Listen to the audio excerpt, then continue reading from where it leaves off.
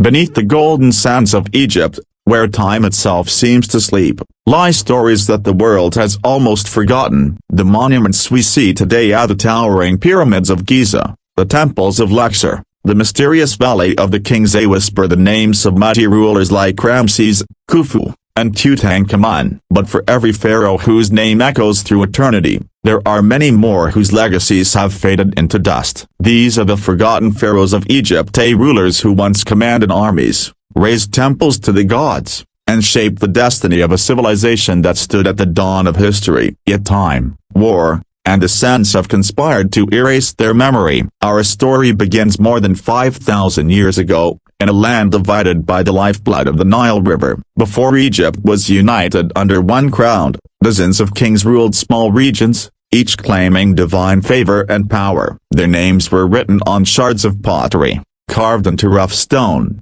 or etched on the sides of ancient tombs. Names like Narmer, Scorpion, and Ka. The unification of Upper and Lower Egypt under Narmer, often called Mans by later historians, marked the birth of the world's first great nation. But how many know of the rulers who came just before him, the shadowy kings who laid the foundations for that unification? Their tombs at Abydos and Hierakonpolis tell of battles, trade, and religious rituals that would become cornerstones of Egyptian civilization. Yet their faces are lost to us, their stories silent beneath the millennia of sand. As the Old Kingdom rose, the pyramids of Giza came to symbolize eternal power. Pharaohs like Khufu and Khafre reached for the heavens with stone and faith. But in their shadow ruled others whose achievements were no less great. Sneferu, for example, built not one but 3 pyramids, perfecting the art that would make Egypt immortal. Yet beyond him are kings like Huni and Kaba, whose monuments are now little more than ruins,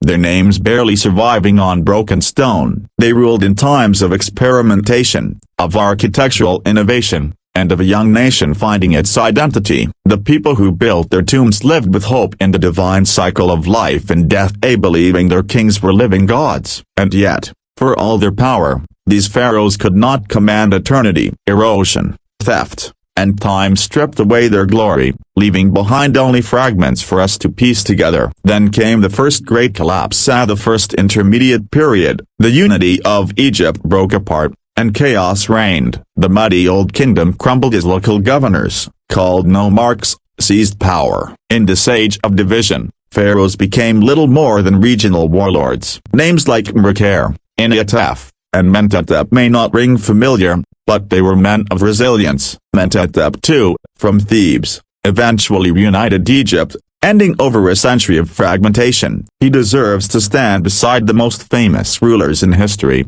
for he restored a kingdom from ruin. But even his story was buried under the sands until archaeologists uncovered his grand mortuary temple at Deir el-Bahari, a masterpiece that inspired the later temple of Hatshepsut. Mentuhotep's name, once forgotten, now speaks again through stone and dust, reminding us how fragile memory can be. The Middle Kingdom that followed was a golden age of literature, architecture, and centralized rule. Pharaohs like Senusret and Amenemhat created a new vision of kingship, blending wisdom with strength. But within their dynasty were others whose names barely survived the passing of time. Rulers like Amenemhat IV, Nefertiti, and Sobekneferu. Sobekneferu was Egypt's first confirmed female pharaoh, ruling at the end of the 12th dynasty. Her reign was short, perhaps only a few years, but it marked a pivotal moment when a woman took the throne not as queen or regent, but as pharaoh, a divine and absolute. Her image was later erased from many monuments,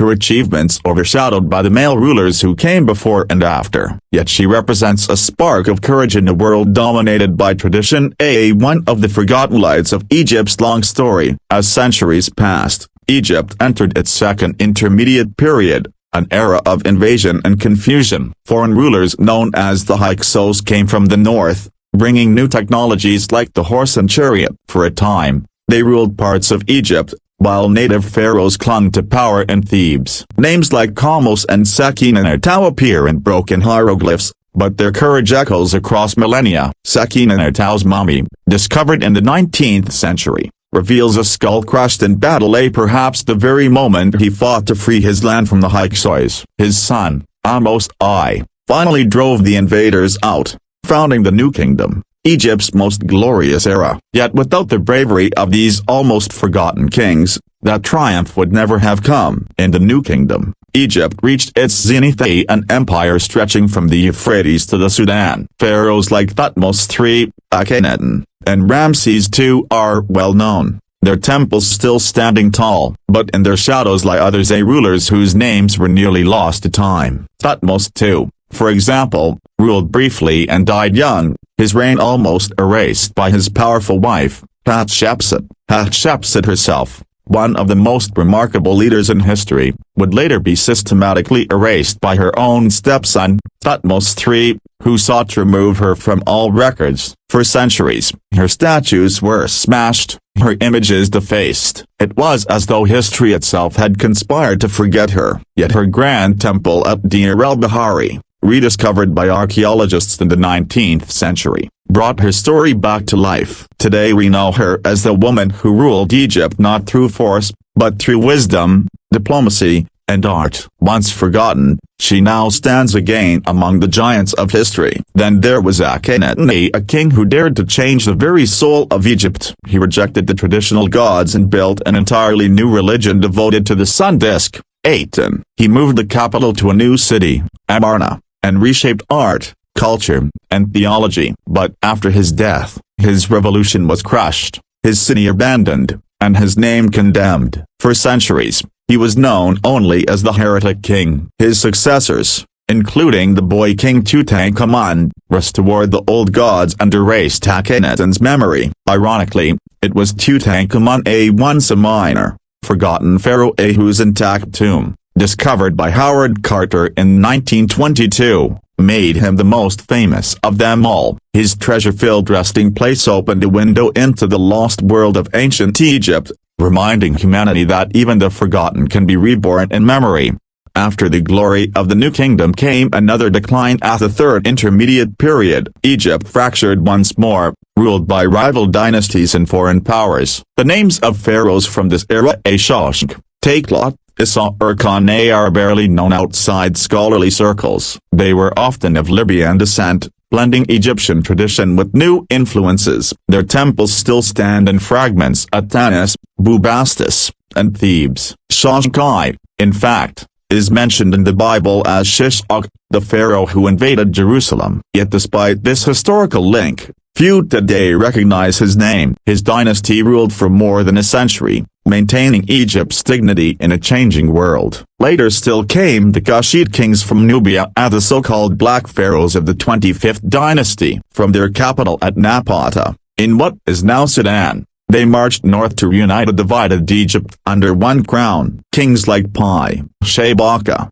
and Taharka brought new life to ancient traditions. They restored temples, revived art, and sought to reclaim the lost glory of the pharaohs. Yet because they came from the south, later Egyptian rulers tried to erase them from history. The monuments they built were often destroyed, their names omitted from official records. Only modern archaeology has restored their place in the long chain of Egyptian kings. They remind us that Egypt was not an isolated kingdom, but part of a broader African world, connected by trade, culture, and faith. As foreign powers tightened their grip, Assyrians, Persians, and eventually the Greeks, the pharaohs became increasingly symbolic. One of the last native rulers, Nektanebo II, fought bravely to defend Egypt from invasion, but in the end, his kingdom fell. Legends say he fled to the south, never to return. Some later myths even claimed he fathered Alexander the Great, a poetic way of connecting the old and new worlds. When Alexander conquered Egypt in 332 BCE, he was welcomed as a liberator and declared himself pharaoh. His successors,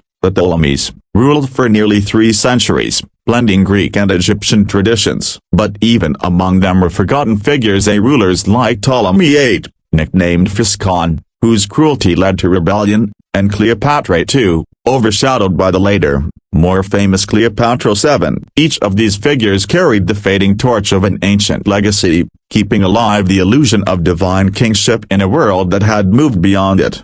The forgotten pharaohs are not just names in dusty records, they are echoes of human ambition, faith, and resilience. They remind us that history is not written by greatness alone, but by memory. For every Ramses carved into stone, there are dozens of rulers whose stories were never told. Their tombs were robbed, their temples dismantled, their mummies scattered. Yet archaeology continues to give them voice. Every discovery, a seal, a statue, a piece of papyrus, brings back a name once lost. In the silence of the desert, Egypt's forgotten rulers still speak. The story of these pharaohs teaches us something profound about civilization itself. Greatness is fragile, power fades, monuments crumble. Even kings who believed they could command eternity were powerless against time. But history has a strange mercy. It forgets, but it also remembers. The sands that bury also preserve. When we unearth their tombs, study their inscriptions, and speak their names once more,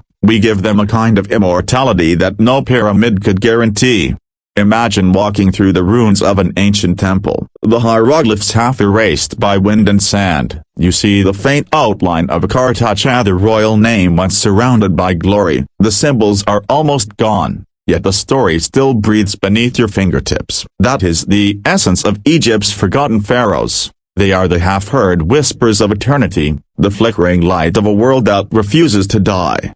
Today, we live in an age when their voices are rising again. Archaeologists continue to discover new tombs in Saqqara, Abydos, and the Valley of the Kings, revealing rulers who were never recorded in the annals of history. Just recently, a forgotten queen named Neith was identified in the tomb of Teti's pyramid complex, her existence unknown for millennia. DNA studies, advanced scanning, and satellite imagery are rewriting the very map of ancient Egypt, restoring to history those who were once erased. It is as if the pharaohs themselves, patient in their long sleep, are waiting to be remembered. The forgotten pharaohs of Egypt are not just a tale of lost kings, they are a reflection of our own struggle against oblivion. Every civilization, no matter how powerful, faces the same fate, the slow erosion of memory. But as long as we tell their stories, as long as we search the sands and speak their names, they live again. In the end, perhaps immortality does not lie in stone or gold,